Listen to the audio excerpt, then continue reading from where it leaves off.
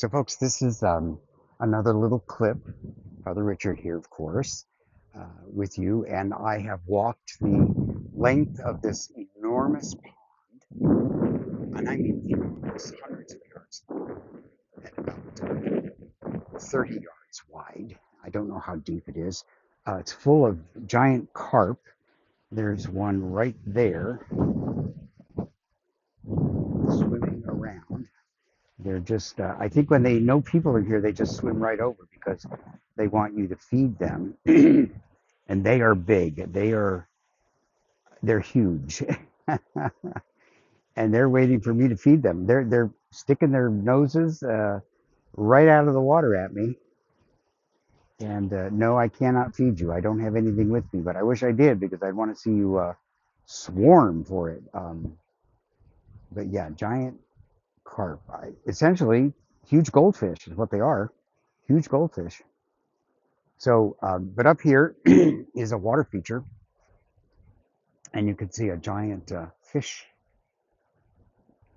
right there, and or fishes, and water is spilling out of their mouths into this beautiful pond.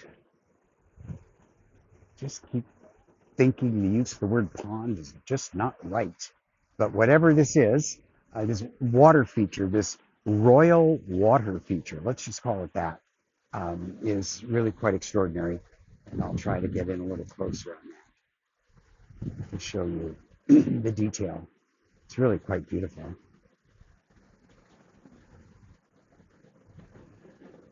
So you have to figure that all of this water and the pumping system and the way to keep it clean has all been engineered from long ago. I mean, obviously it's been improved and maintained, but the design and the creation is a couple centuries old. Go figure. I mean, that's just wonderful. And to be able to visit here, just to be able to walk, to be able to enjoy the day. I told you it's a beautiful day. It just continues to be perfect weather on this trip. People are friendly, they're engaging, very, very family oriented.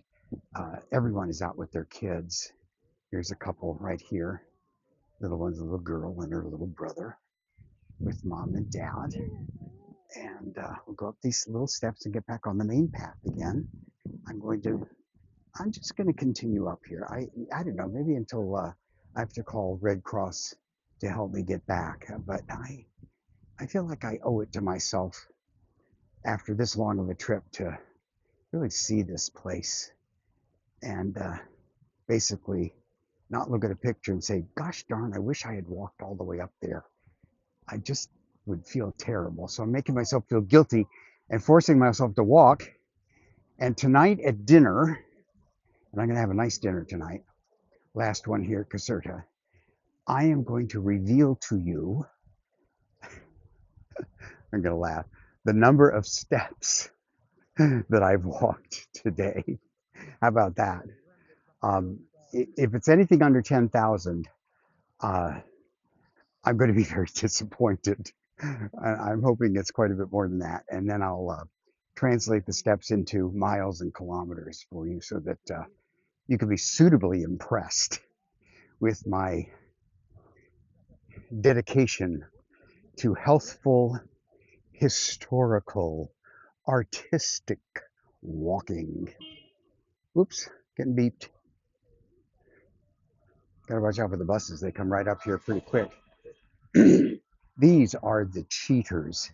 These are the cheaters who ride the buses all the way up instead of the brave and honest folk from Italy and all over Europe and even from America who have decided to walk in nature and soak up all of this loveliness.